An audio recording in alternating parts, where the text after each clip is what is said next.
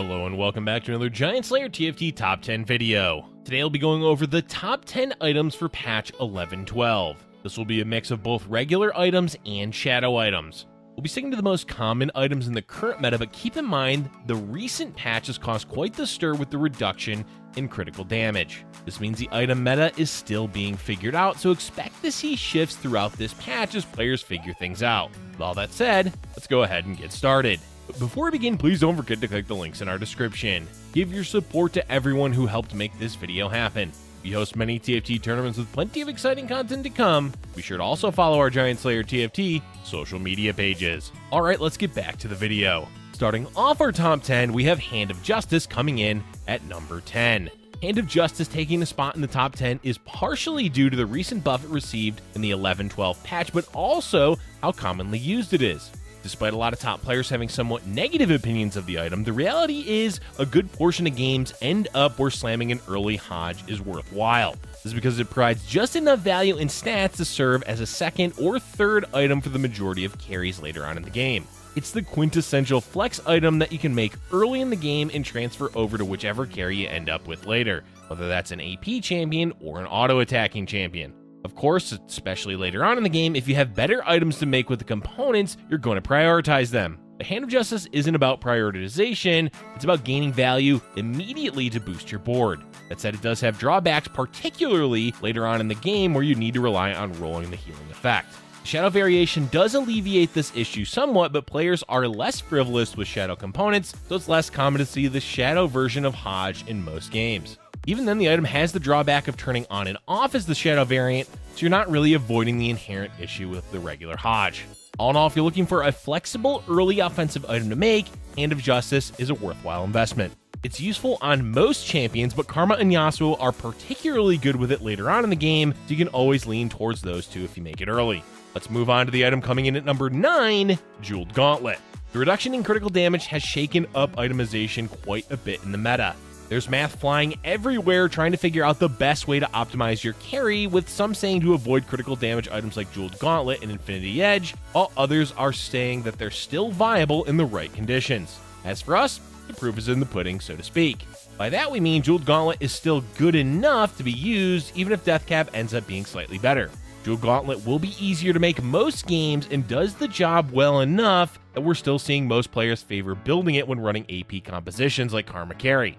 This is because even if it does do less due to the critical damage change, it can still cause spikes in damage. Those spikes mean a champion dying from 2 spells can potentially die from 1. Thus, on average, you're likely better off having a Jeweled Gauntlet. Of course, this is all early speculation. We'll likely see the ramifications of the critical damage change for quite some time, and itemization is likely to shift and evolve as players' understanding increases. But for now, if you're wondering if Jeweled Gauntlet is still worthwhile, we're here to tell you yes, it is definitely playable.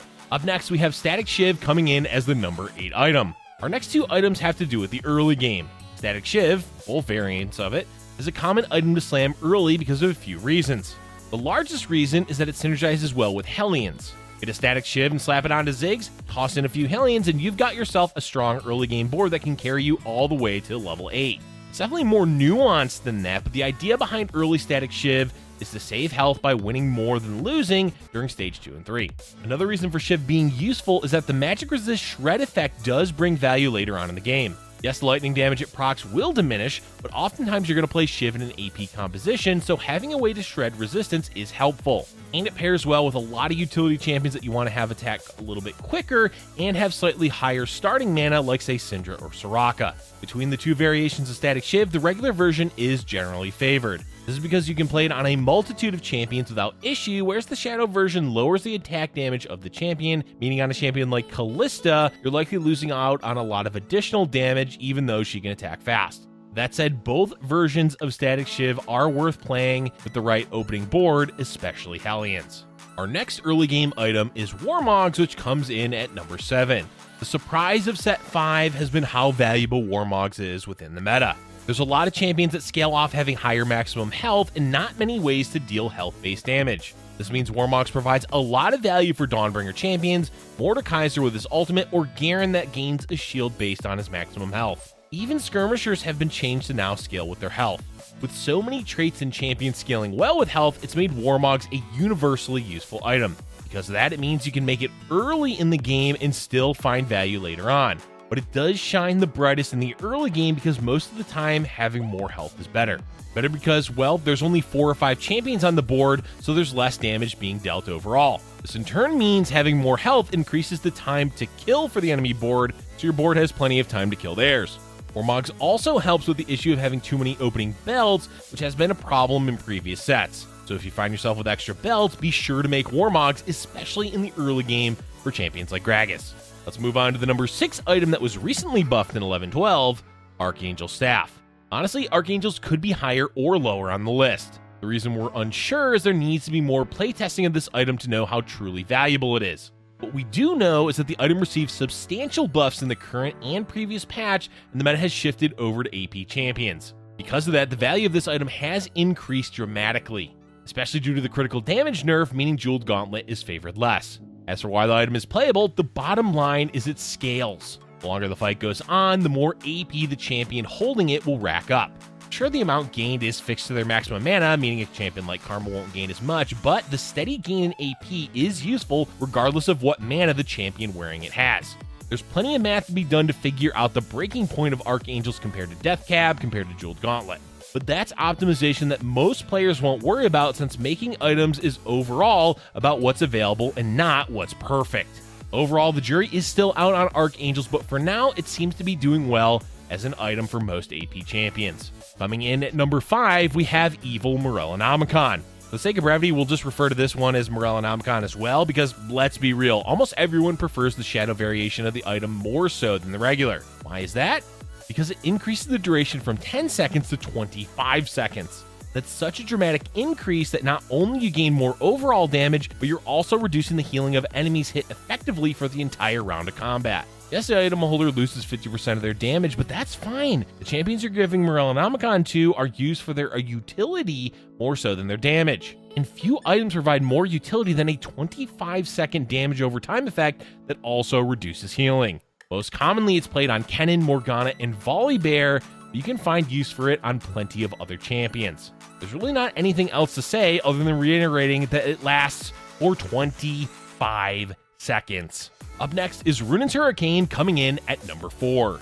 Runaan's is an interesting spot because it's commonly used on auto-attacking champions like Riven, Nocturne, and Yasuo. For the most part, the meta is shifting away from AD carries because of the heavy nerf to critical damage, which has overall affected champions doing physical damage more so than AP. Because of that, we've refrained from putting any AD items on the list, with the exception of Runaan's. This is because Runaan's is just an all-around useful item on any champion that relies on auto-attacking. Besides the 3 we already listed, it's playable on Aphelios, Draven, and Jax. The viability of all of these champions is questionable right now, but what's not questionable is that when using them, you can almost always gain value from Runaan's. We should be clear here that we're not actually referring to both variations of the item, even though Shadow Runaan's can be quite good, especially on champions like Nocturne. But the issue with the Shadow variation is that it doesn't proc on hit effects.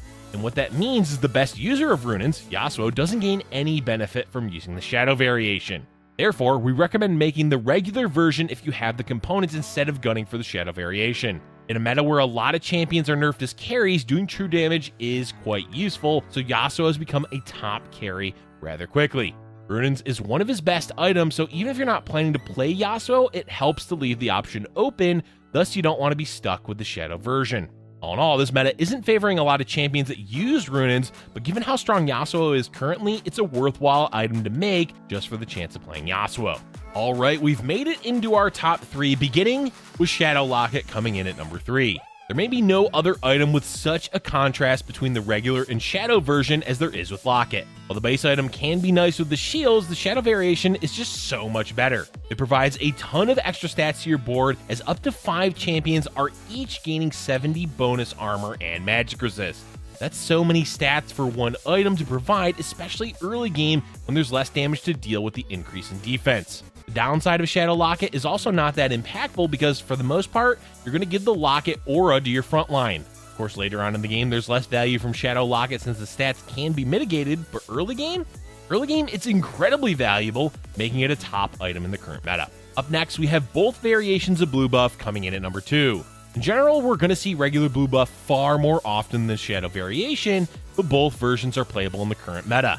This is largely due to Karma as well as other AP champions being meta. But Karma in particular makes blue buff worth pursuing since she's one of the best carry champions currently. Of course, she was changed to be less reliant on blue buff, but the fact is the item will speed up her scaling in a fight, so it's still plenty valuable on her. Besides Karma, Rise is also a reason for blue buff being highly valued. In this case, it's the Shadow variation, Very Dark blue buff that's the culprit. Having this item on Rise can make him almost permanently stun the enemy team once he hits the threshold for gaining back 50 mana. Other champions can use the item such as LeBlanc, but none do it better than Rise. All in all, in a meta favoring AP champions, it's no surprise that seeing an item that boosts mana is doing well. And the item in the number 1 spot this week is Banshees Claw. Talk about a redemption story. Originally, the Shadow version of Trap Claw was barely usable with rare moments where it had some measure of value. But after they reworked it, oh boy, is this item good. Why? Because it gives up to 3 champions a spell block.